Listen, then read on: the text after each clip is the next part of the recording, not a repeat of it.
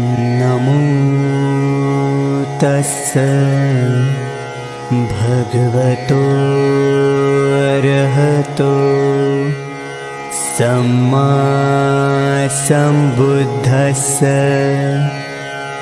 नमो तस्स भगवतो अरहतो सम्मा सम्बुद्धस्स।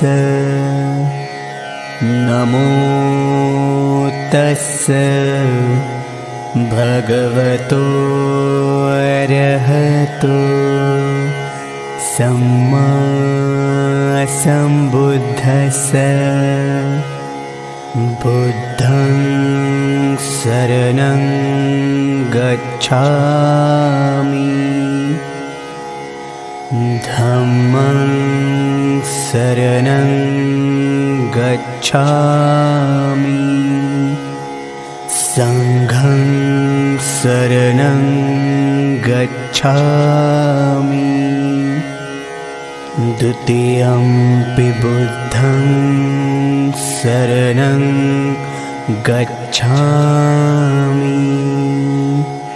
द्वितीयंपि धम्मं शरणं गच्छामि,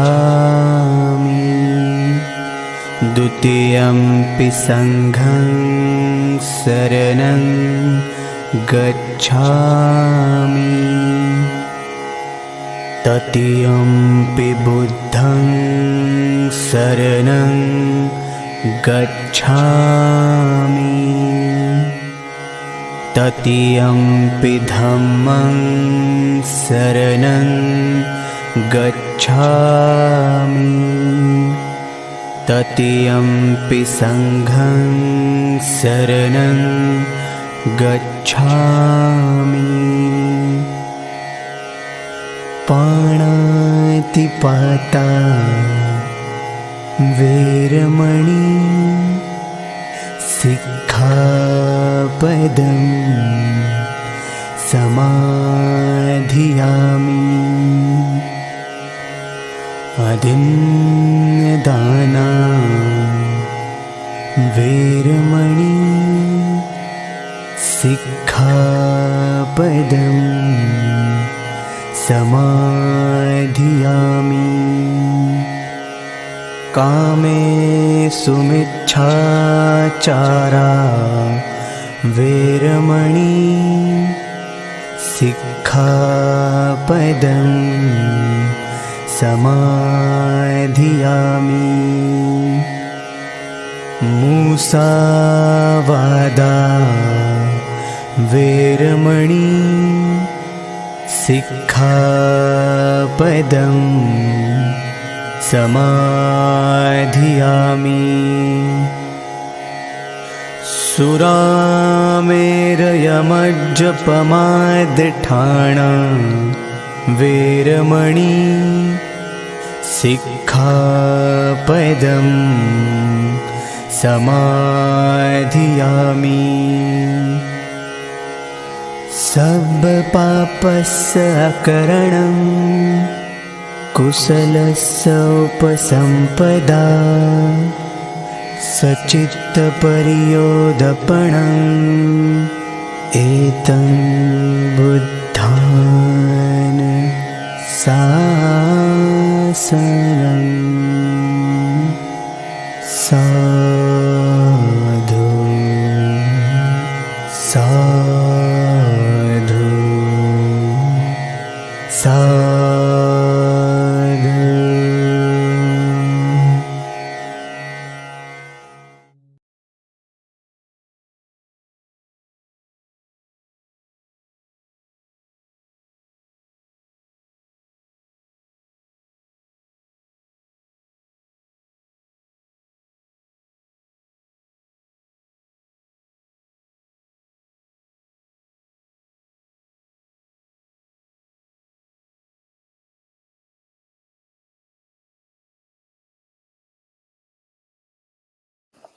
Hello. Today I will be beginning a new series of videos on a text called the Dhammapada. The Dhammapada is a group of 423 verses that are said to have been taught by the Lord Buddha at various times during his life. So it's generally considered to be a fairly good summary of the Buddha's teachings. And so I thought it would be quite a good subject for videos in order to spread the Buddha's teaching and help more people to realize the benefits of the teaching. So what I'm going to do is read you here. I've got the Pali verse. I'm going to read it in Pali, one verse at a time. And after the verse, I will translate it piece by piece into English, give you an understanding of what it means. Then I will tell the story which goes with the verse, because each verse has a story that was passed down that gives the occasion and the circumstances in which the Buddha gave this teaching. And after I give this sort of a short summary of the story, then I'll explain how I think we should understand this verse and how it can relate to our lives and to our practice. So one note about the stories is that there's two ways we can go. Some people will pay more attention to the stories than the verses and remember the Dhammapada as a series of stories. Another group of people will never have heard or have read the stories and will therefore think of the Dhammapada as a group of verses. And I think I'm going to try to hit a happy medium where we don't go to either extreme, because the verses have a great benefit to them in providing a good example of how the teachings can be applied and of how they apply to our lives. They provide us with encouragement when we hear about people practicing good things, and help us to adjust ourselves when we hear about the results of bad things and so on. They help put it into context to some extent. But what I'd like to say is that we should not let the stories dictate the context of the verse, because even though they do provide some context, it's clear that the Buddha was not meaning to apply the verse only to the context in which it was taught. The teaching came as a result of a certain event or occurrence in the Buddha's time, is true, but the teaching, of course, is much more broad and deep often than the circumstance allows for. So today I'm going to give the first verse, and this is of the Yamaka Vagga, which is the first group of verses. It's the Dhammapada, 423 verses, is separated into different sections. So this is the first verse of the first section. And the verse goes in Pali, Mano pubangama dhamma mano setha manomaya manasa che padutena basati va karoti va tato nang dukkamanveti chakung va vahato padang. This is the Pali. The translation, Mano pubangama dhamma, all dhammas, dhamma is all dhammas, are preceded, manopubanga means they're preceded by the mind. All things, all reality, everything is preceded by the mind.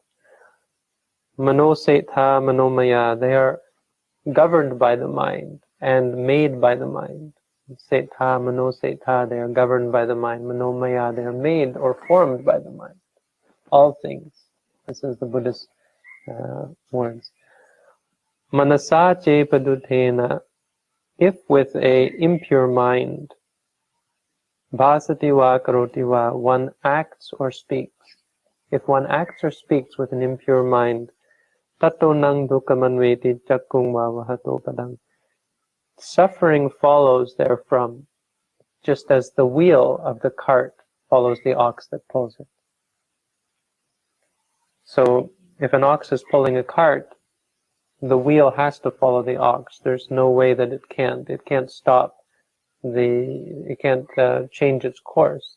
It will have to follow after the foot. So on the path, you will see the footprint of the ox, and you will see the print of the cart following it always, because as long as the ox is pulling the cart. In the same way, when we act or speak, if our heart is impure, suffering will follow, just as the cart follows the ox, as the saying goes. So this verse was given in relation to the Venerable elder monk Chakupala.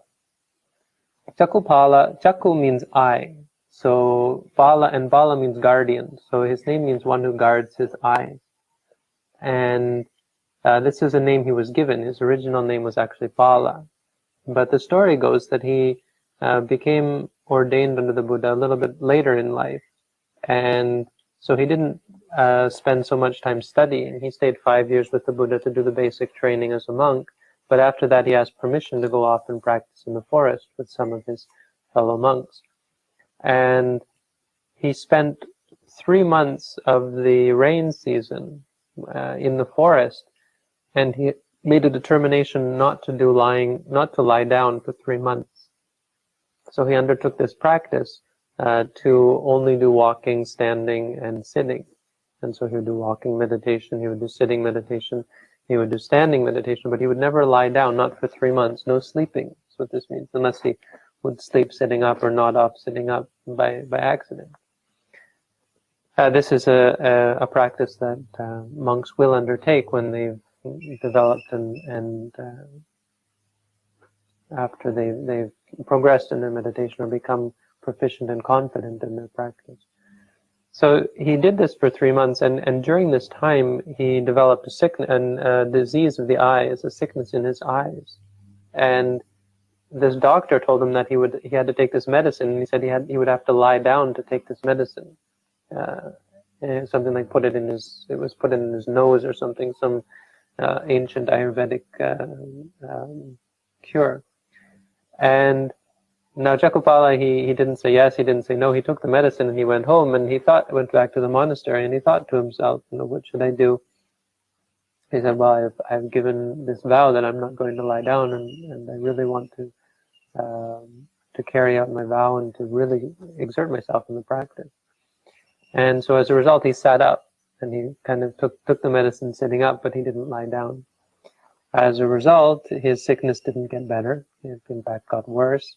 And he went back on alms round, and the doctor came up to him and asked him, how is the sickness? Is it getting better? And he said, oh, it's, the wind is still hurting my eyes. And he said, well, did you lie down to take the medicine? And he said, and he didn't say anything. He just stood there, and the doctor said, sir, you have to lie down to take it. And he said, well, thank you. And he went away.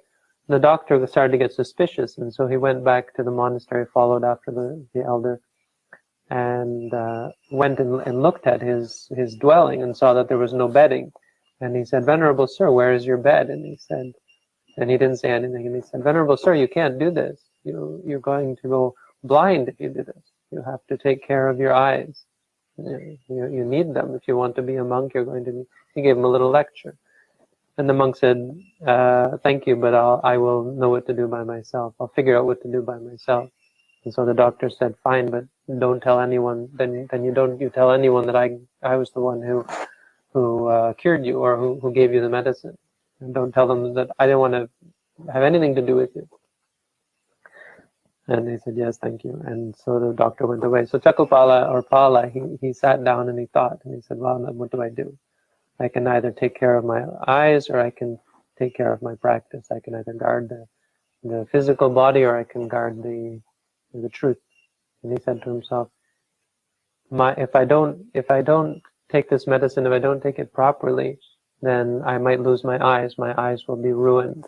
And he said, but these eyes, these ears, this body, this self, this thing that I cling to, eventually it will all be ruined. It will all fall apart. He said, why should I base my life on the well-being of something physical?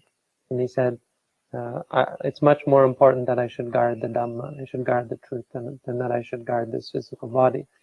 And so he didn't lie down and he didn't take the medicine, and he continued on with his practice.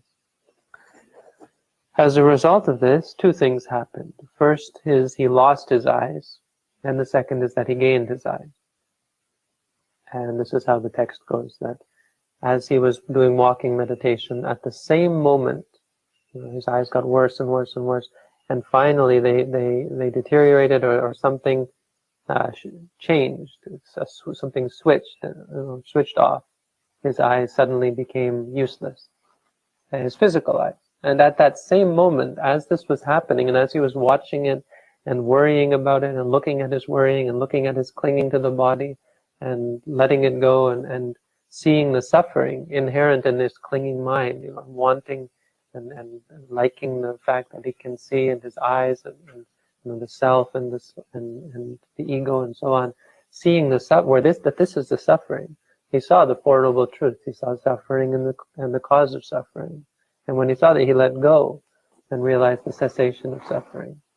So at the same moment, he saw the truth, and he lost his vision forever. Forever. His physical vision. He became an arahant at the same time. So at the end of the rain season, after his practice, and after he helped out the rest of the other monks to to practice correctly as well, he made his way back to the Buddha, and spent some time back at the monastery where the Buddha was staying, I believe in Savatthi in India, and in Jetavana, the great monastery of the Buddha.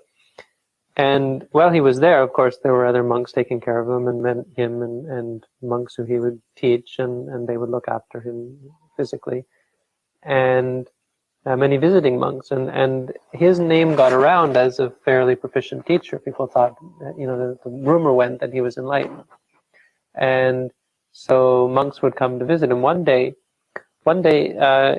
night, in the middle of the night, he was doing walking meditation, and he would do the walking meditation outside, and it had rained. So it had rained heavily all night, and then in the early morning, 3 a.m. or so on, he got up to do walking meditation. Now, at those times in India, and even now here in Sri Lanka, in Thailand, they have these, something like a termite or an ant, that it's really the most useless animal in the world. I don't know how they manage to survive, because they die in droves. They fly around and they lose their wings, and then they just lie there and die, it seems like. And this is what these insects were coming in the night. They come when it rains, because I guess their lairs get flooded, and so they were covering this walking path. And Chakupala came out in the morning after the rains, at 3 a.m. or so on, and started doing walking meditation. And as he was doing walking meditation, many of these insects died. As he was walking back and forth, he had no idea that they were there, and they died. Many of these insects were squashed.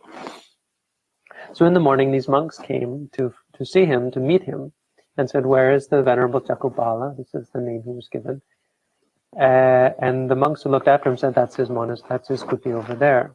And so they went over to look, and they saw this walking path that was covered with his footprints, stepping on these termites, or these ants, or whatever they are.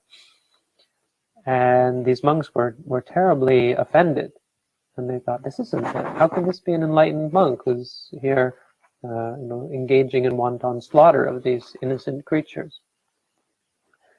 And so they were very offended, and they went to see the Buddha, and they said, this isn't right. This monk he should be taught how to practice correctly. How can he be an elder and still not know the correct, how wrong it is to kill? And this is where the Buddha gave this teaching, which actually becomes a part of a very famous, or the very important part of the Buddha's teaching is the Buddha's teaching of karma, which actually denies the efficacy of karma.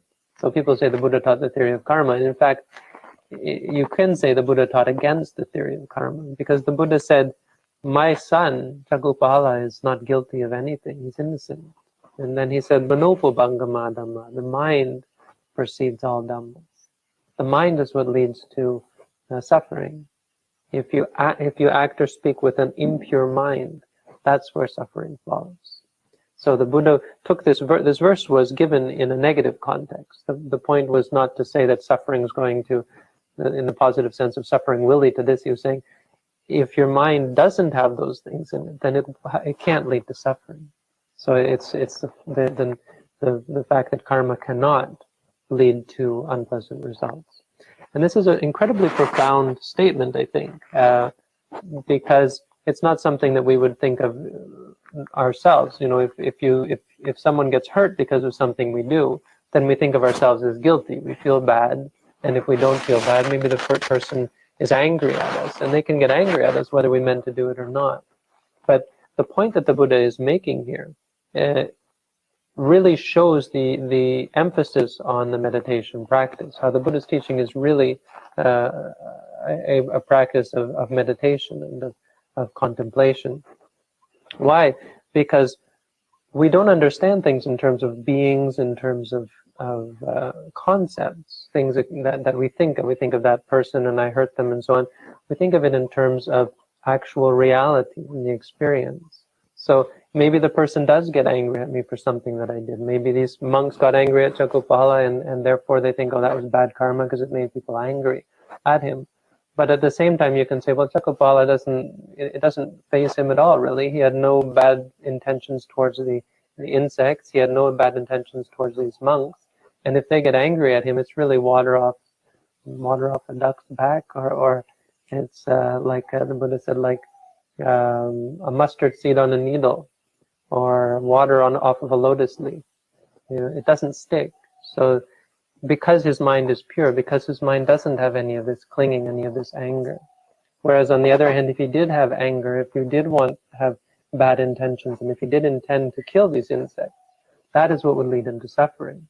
And that's what makes it unethical.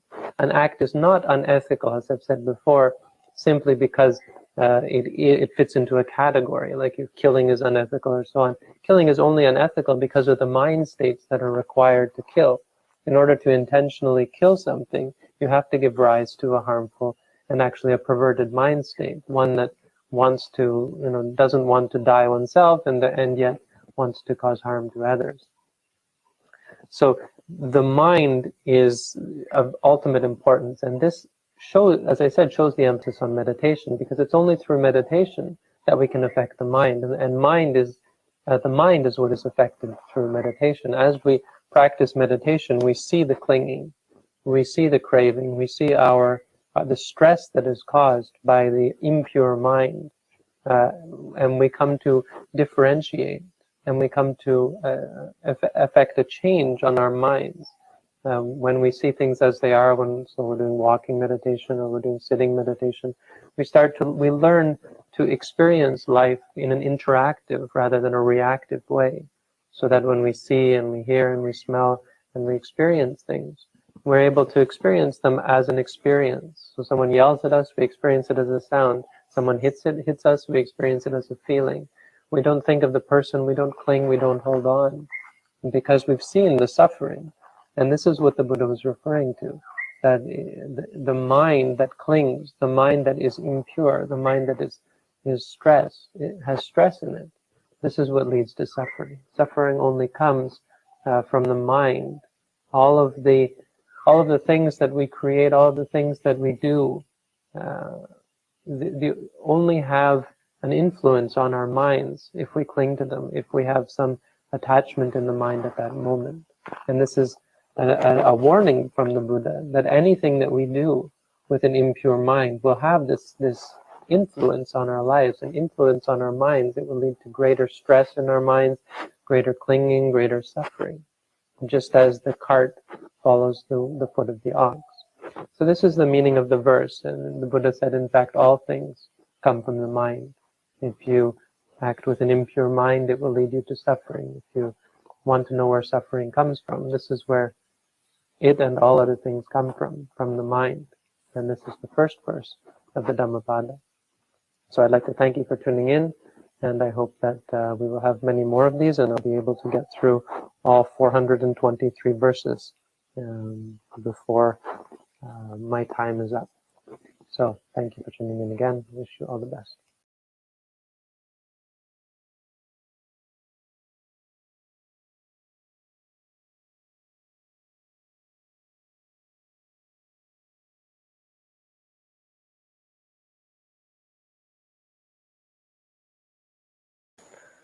Hello again.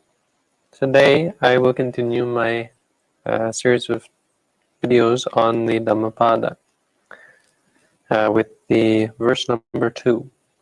But first I'd like to talk a little bit more about the stories, even though I did try to set the context in the first video.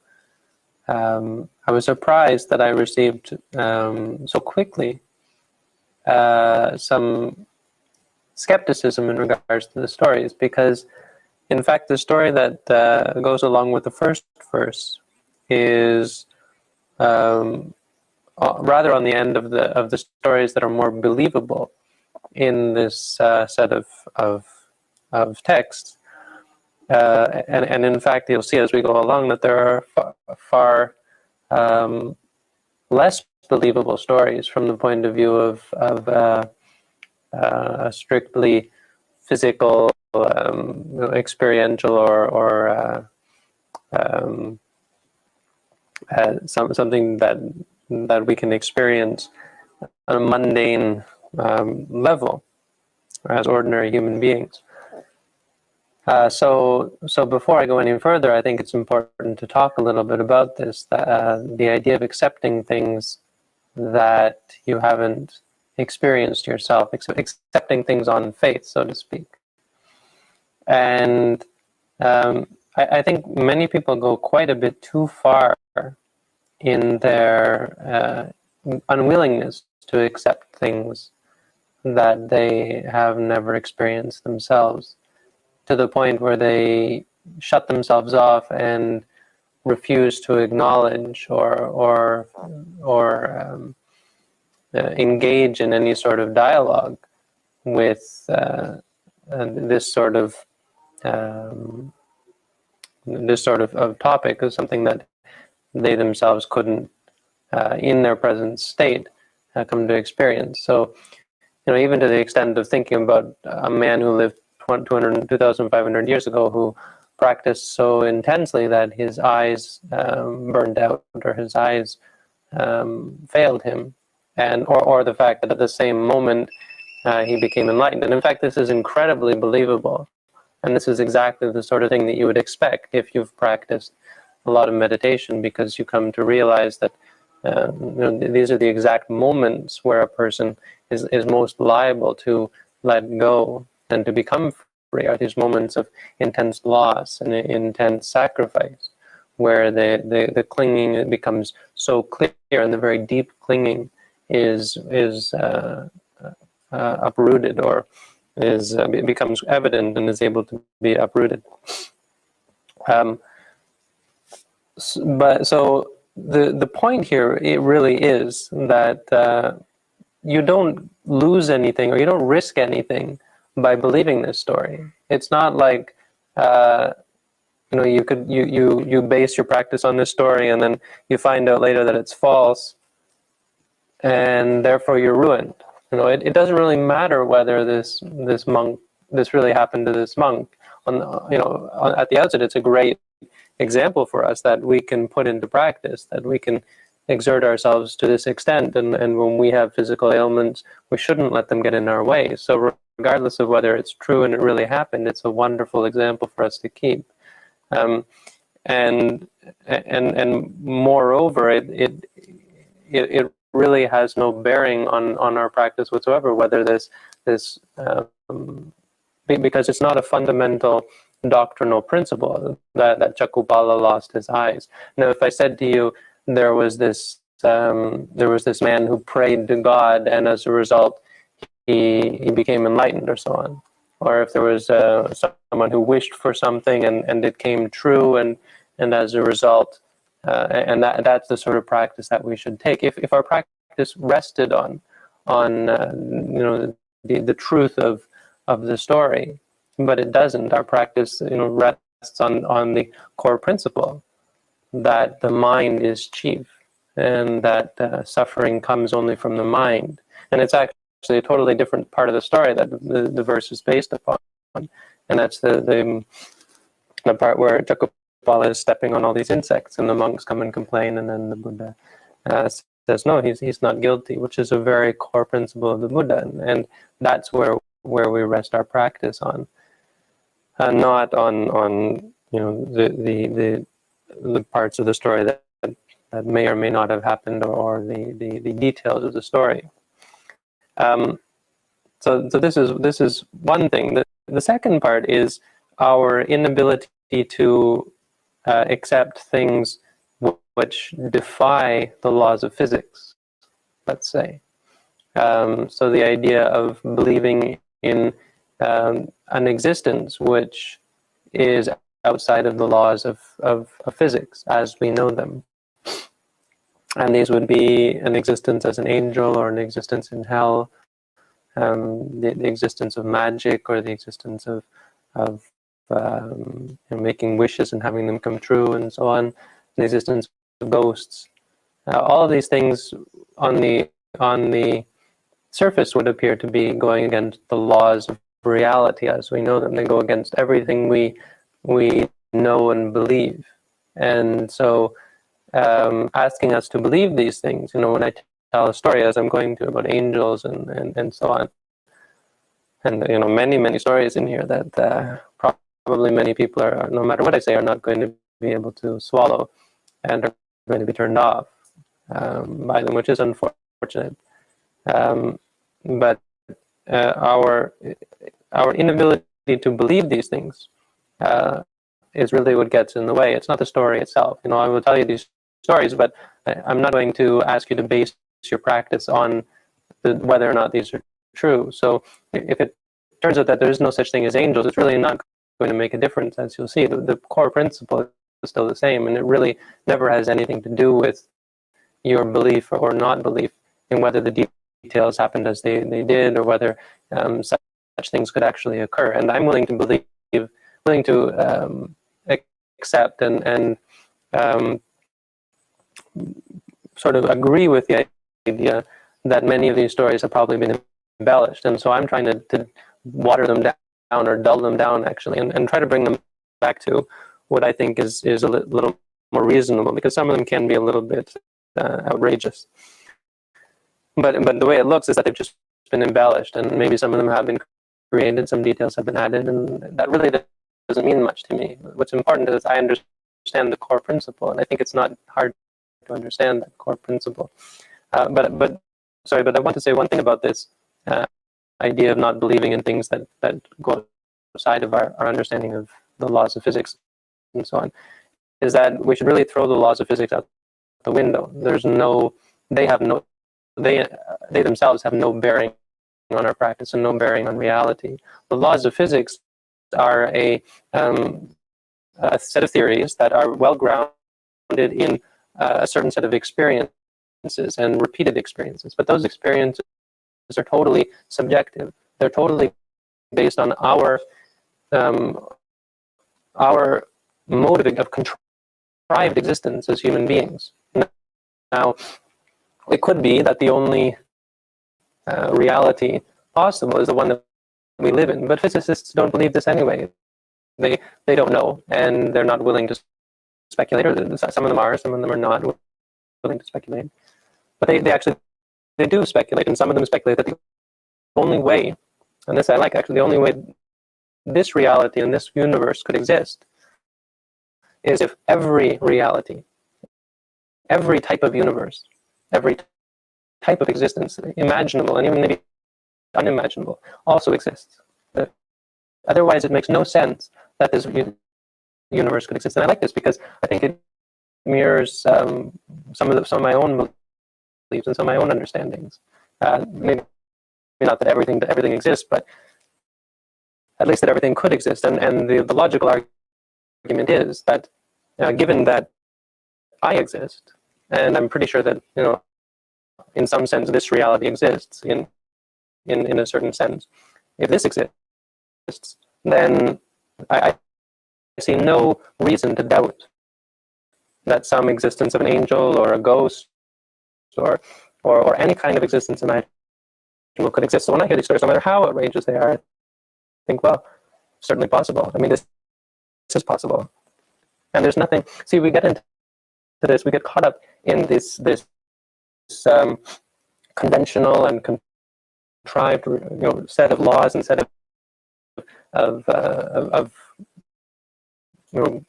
principles which are only applicable to our own existence, and that may be the only existence that there is, but it really is meaningless to, or it's really it says nothing about whether or not other realities could exist, because we're dealing with our own contrived existence. So I hope that has helped, and I hope that helps people to at least open their minds up and say, well, it's certainly possible that all of these things could exist in some other time and place, and there could be angels all around, there could be ghosts all around. It really doesn't make much difference to my own practice, except where it does. And it certainly does play some part in our practice, the existence of these realities, because if they don't exist, then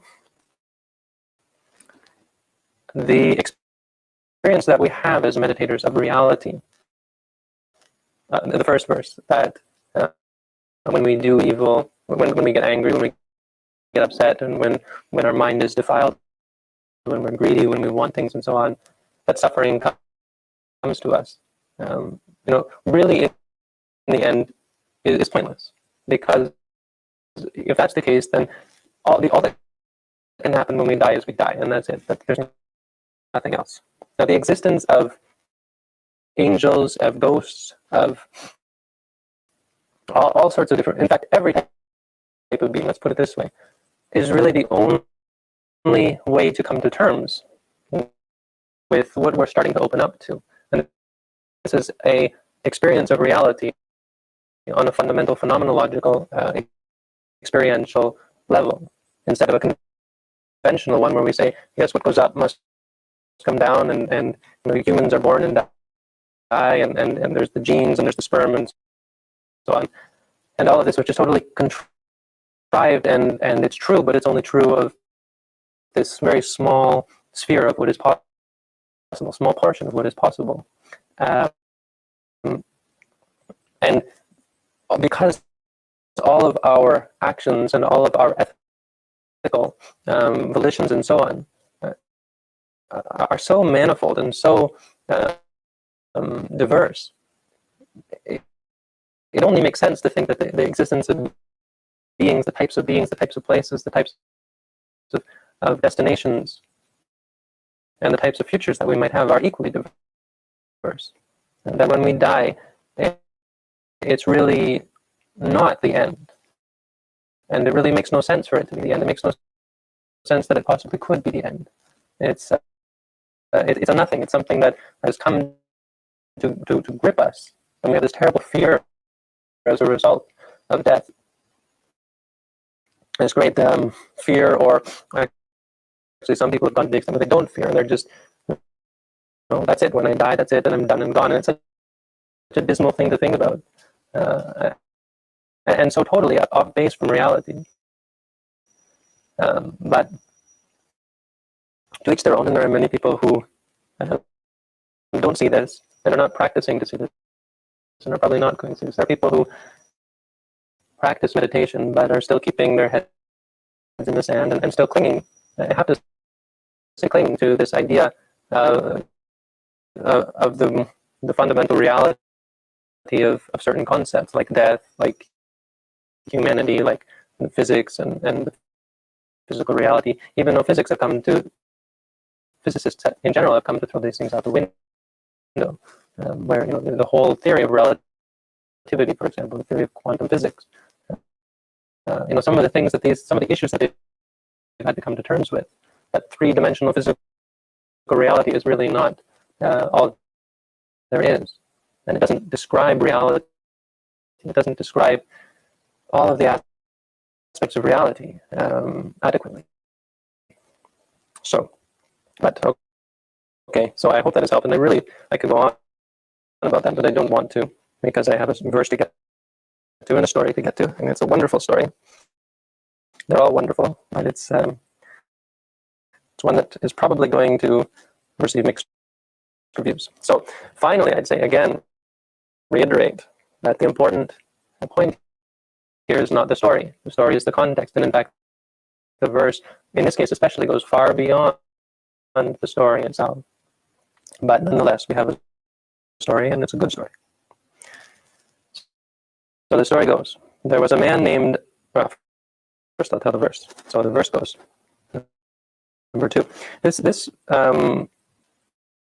This group of verses is called the Yamaka Vaka, as I said, and Yamaka means pair.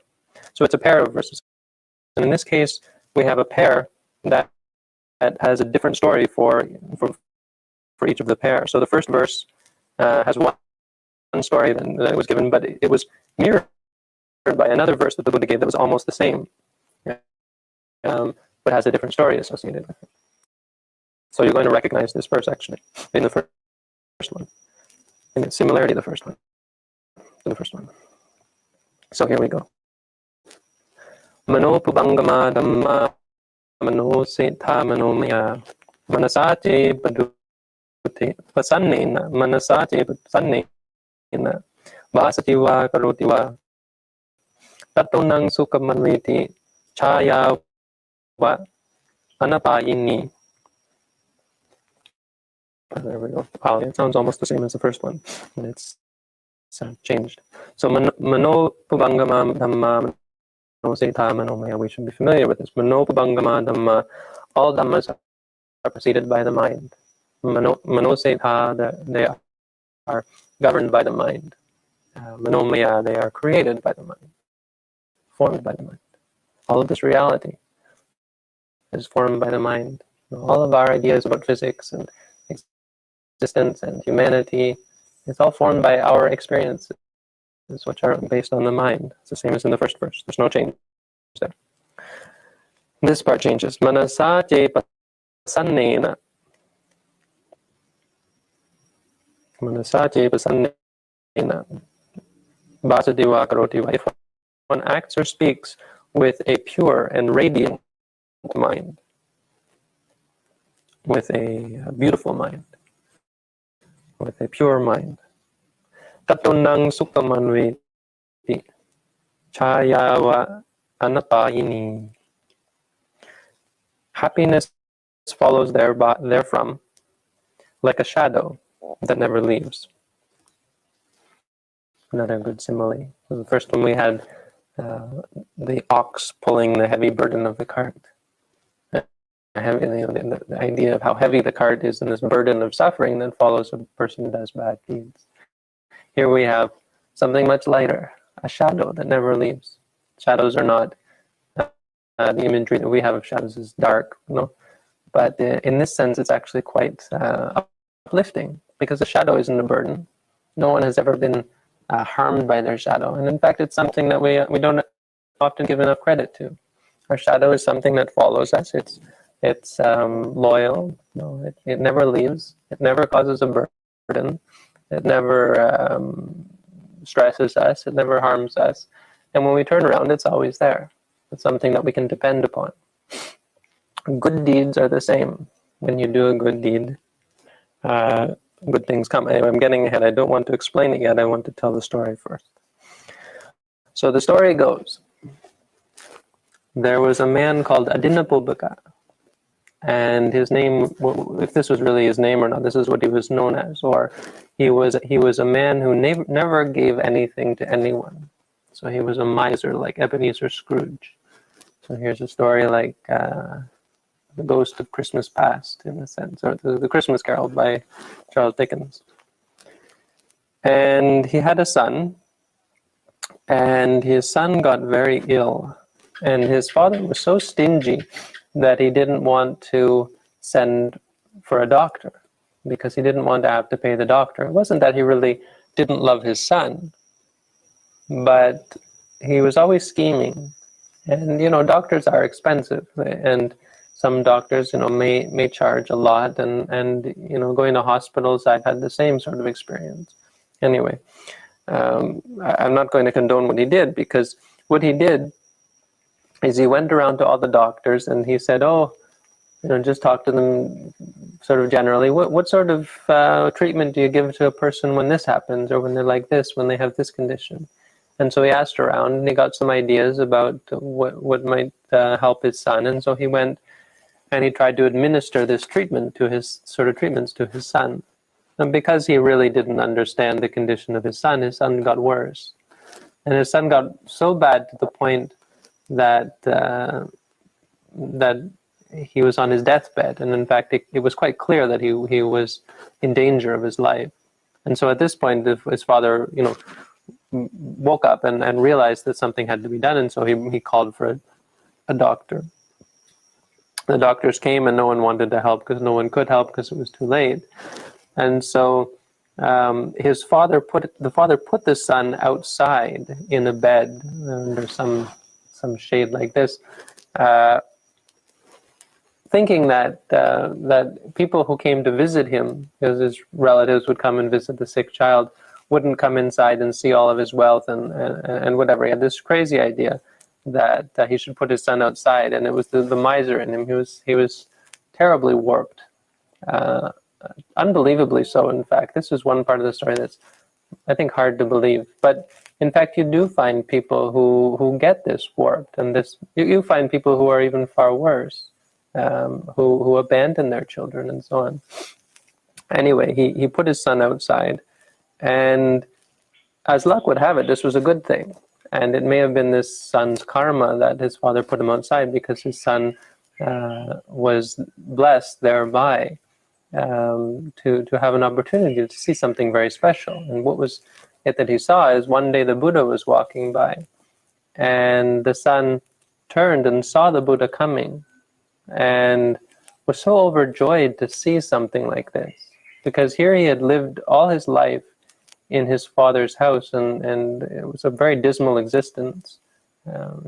Having a father like that that's so miserly and teaching you to be miserly, and not, even when you're sick, to not call a doctor and so on. His life had been quite miserable and quite dull and void of any kind of pleasures.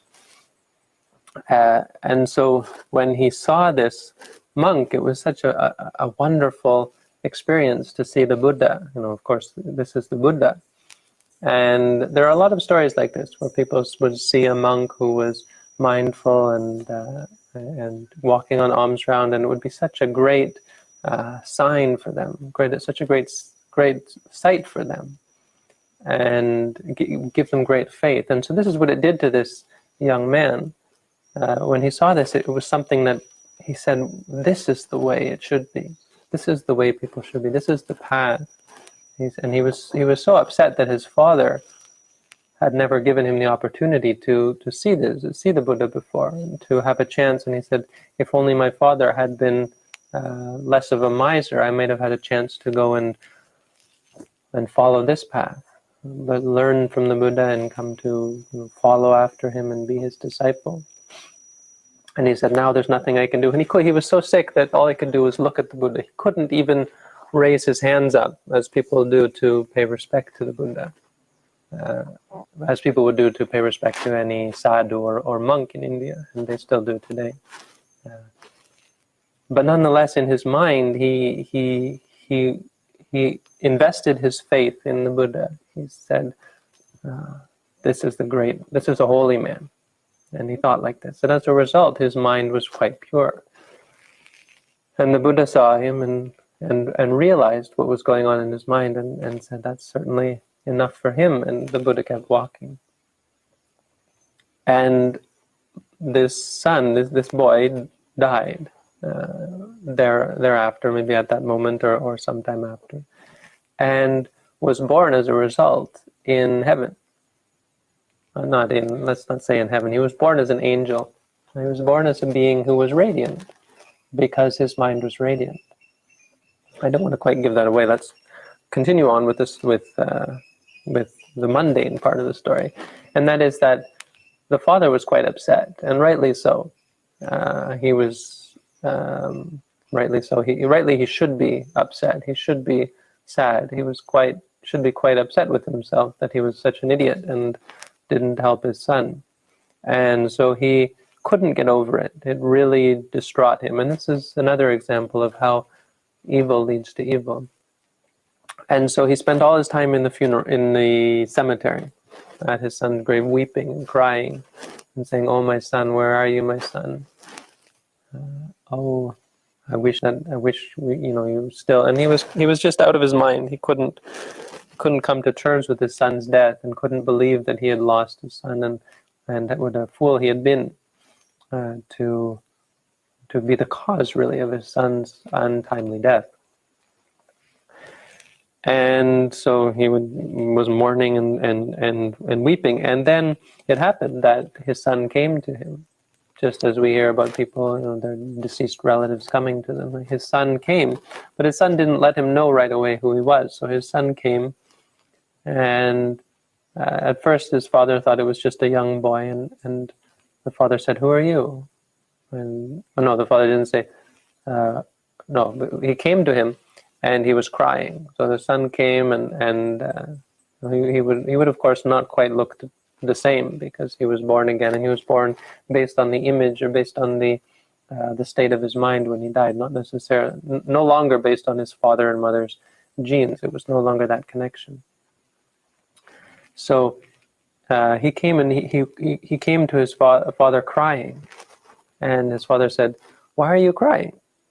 And the son said, "Oh, I have this bicycle, and I got this wonderful golden bicycle, but I need wheels for it."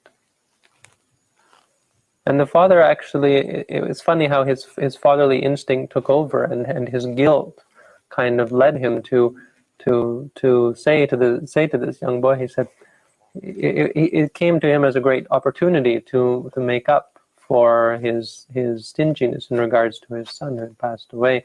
And he said, "Oh, please let me help you," based on his guilt and the idea that maybe not here he could do something for someone where he had been such a miser before, and as a result his son had suffered.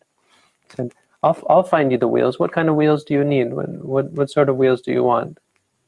And he said, and the son said, "Well, what I really have my eyes set on is the sun and the moon, and I would like you to get me the sun and the moon as wheels for my bike." And the old man said, "What are you, crazy? You must be a real idiot to think that you could possibly, I mean, gold and jewel, whatever, but getting the sun and the moon as wheels for your bike, you're an idiot." And the son looked at him and said, "Oh, who's the idiot?" He said, "Here, you can see the sun, you can see the moon, but here you are sitting crying for something that is gone, something that has passed away. Your son is no longer, his body is lying dead in the ground. That's going to go back to the worms and go back to the soil. And yet here you are crying for that, crying for something that is no longer, that you can't see, you can't hope, you can't wish for. It's never going to come to you. For me, it's possible that the sun and the moon might come to me. They're here, you can see them. Your son, it's not possible." And the father was shocked. He said, "You're right." He said, "I've been an idiot, more of an idiot than you." He said, "That more of an idiot than someone who's looking for the sun and the moon. That's how much of an idiot I've been." And he realized that, and he said,